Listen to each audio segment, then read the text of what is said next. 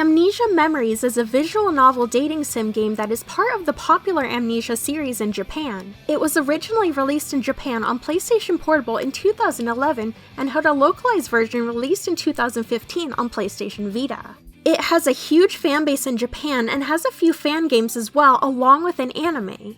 You play as the unnamed protagonist, a girl who has lost her memories after becoming connected to a spirit named Orion. What makes this game different from most visual novels is the way that the story is set up. You are in between worlds and must choose one of 5 parallel universes that decides which guy will be your romantic interest. Each of the worlds is similar but different at the same time. The cause of your memory loss changes depending on which world you choose to return to, along with your relationship with other characters. Some absolutes are that you work at a maid cafe and have 2 childhood friends, Toma and Shin, and a female best friend, Sawa. The manager of your work's personality changes depending on which world you're in. He can be loud and terrifying, kind-hearted and warm, or silent and mysterious. Orion is your main source of narration and gives you advice and his opinion on people and events. The main 5 romance options are Shin, one of your childhood friends, a reserved and seemingly cold person who is under suspicion for the heroine falling off of a cliff. Toma, another childhood friend who is the worst choice in the game and locks up the heroine in a cage to keep her safe. Ikkyu, also known as Iki, a playboy with hypnotic eyes who flirts with other girls in public but is dedicated and loving to the heroine in private. Kent, a serious and stoic math tutor that constantly argues with the heroine, and Ukyo, a mysterious man who seems to know the heroine very well despite never having met each other before. The main focus of the game is learning the relationship the heroine had with each guy before she lost her memories and if she wants to keep seeing them after she recovers them. Each story is very engaging and interesting, which I don't find very often in otome games. Each world has multiple endings, including true endings. The bad endings are actually pretty painful after getting to know the guys and getting their good endings. The main character is generally a blank slate and you can easily insert yourself into her shoes. She knows about as much as you know and is as shocked to find out how short-tempered she used to be as you are. Interacting with characters and leaving your house to stimulate your brain helps unlock memories and you learn what happened before she got amnesia.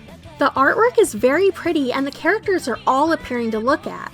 They're all very unique and fit their personalities. I especially love how cute the main character is with her hat. The only issues I have with the art is the yaoi hands. The main stories aren't the only thing available to do in the game, there is some extra content as well. In-game, the characters participate in air hockey and rock, paper, scissors, and although you cannot play it while doing the story, there are mini-games of them that you can play while using the touchscreen. Defeating all 5 opponents will unlock new CG images available to see in the gallery. There are bonus stories that take a closer look during one event in the main stories. The heroine and whichever guy she is seeing get a chance to become even closer. The last set of extra stories is from the guy's point of views and generally shows the moment they first fell in love with her. I don't usually get this connected to characters in a visual novel or dating sim, and I really liked all of them except for Toma. He is the worst.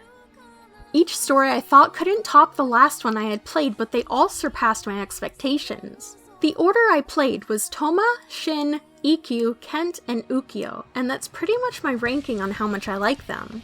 There isn't really a lot of mature or sexual content, the worst is some characters talking about someone going all the way. There is some violence and psychological horror though. As I mentioned earlier, Toma becomes extremely abusive and locks up the main character in a cage while claiming he's keeping her safe. Ikkyu's fangirls are also very jealous and bloodthirsty and will not hesitate to kill any potential threats.